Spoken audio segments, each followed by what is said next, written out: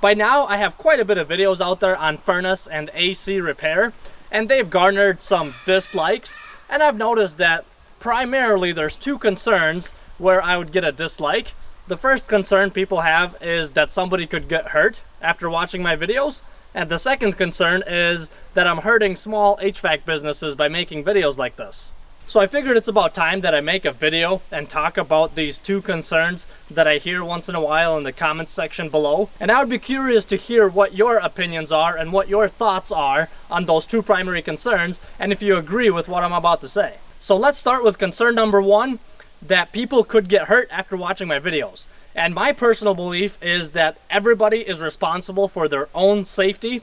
And I don't want this to sound like a lawyer type of response. I truly believe that. I mean, you're not responsible for my safety, nor am I responsible for your safety. So if I watch a video online on how to clean a gun, and I clean a gun and I get hurt in the process, or maybe how to load a gun or how to shoot a gun, and I hurt myself after watching the video and trying that, is that your fault or my fault? Of course it's my fault, it's not the video's fault. Or if I watch a video on how to change the oil in my car, I get under my car and I place the jack in the wrong spot and the car falls on me and hurts me that way. Is it the video's fault or is it my fault? My fault, right?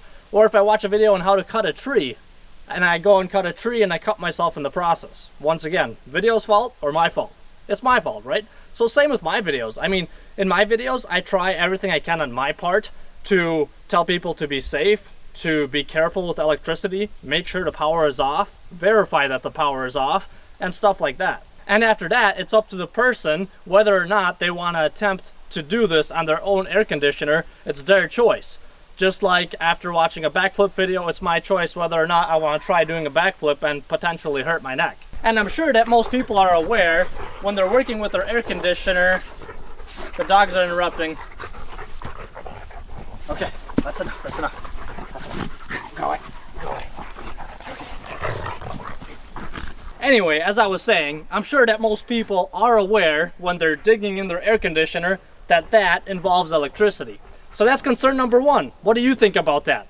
Am I right? Or maybe you have a different opinion? I would love to hear about that in the comments. But concern number two, do businesses like this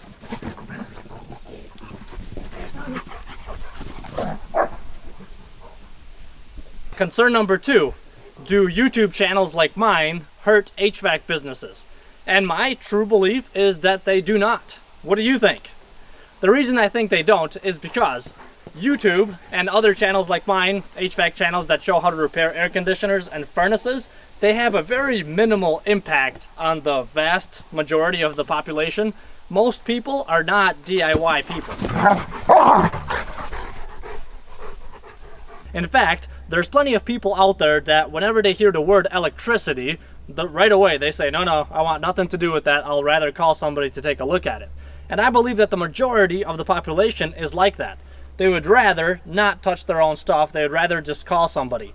The part of the population that's actually DIY, that will try to do it themselves, is actually pretty minimal. And those people, for the most part, regardless of whether there's a video on how to fix an appliance or something, whether there's a video out there or not, they're still going to attempt to fix their own unit.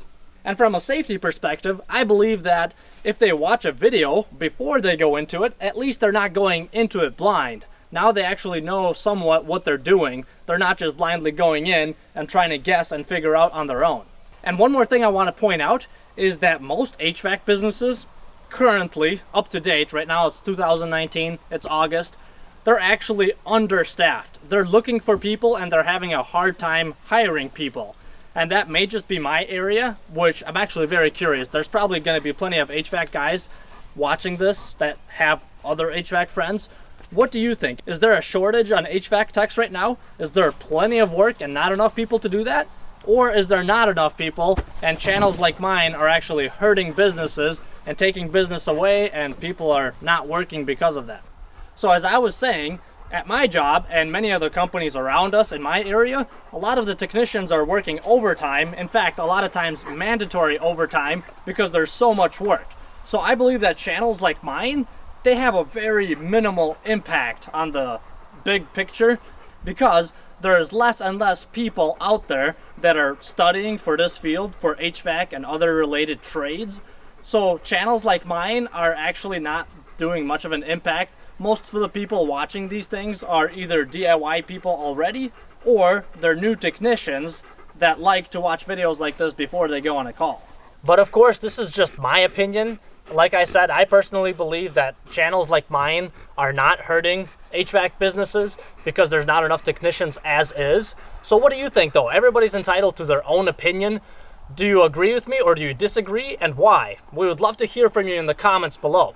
So those were the two concerns. I think I addressed them as much as I could with the dogs interrupting me. Thank you so much for watching this video. Let us know in the comments what you think about those two concerns. Don't forget to mash that like button on the way out, and we'll see you next time.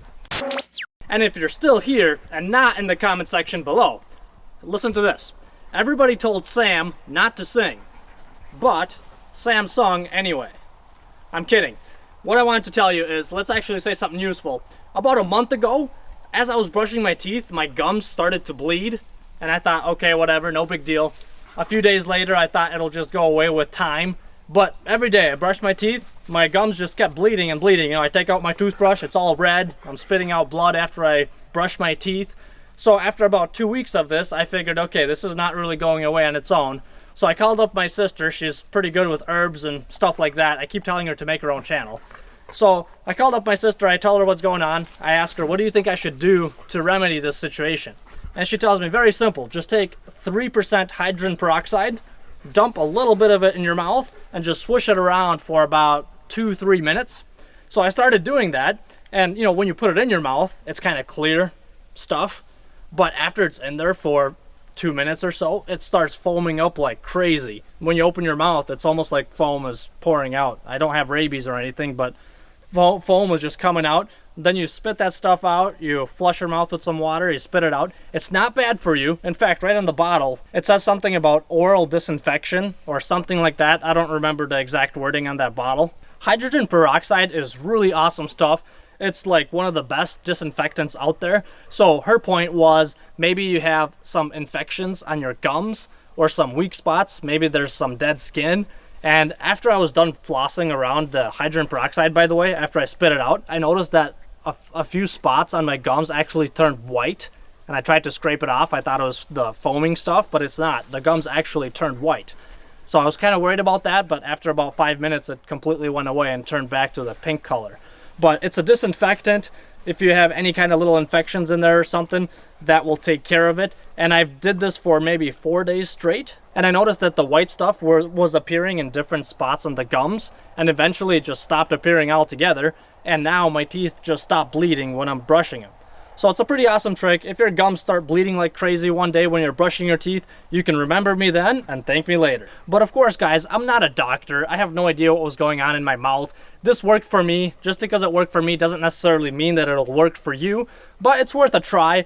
This is not bad for you, hydrogen peroxide. It's good stuff. You can floss your mouth. A lot of people do it. I found out later. So if you want, give it a try. If not, up to you.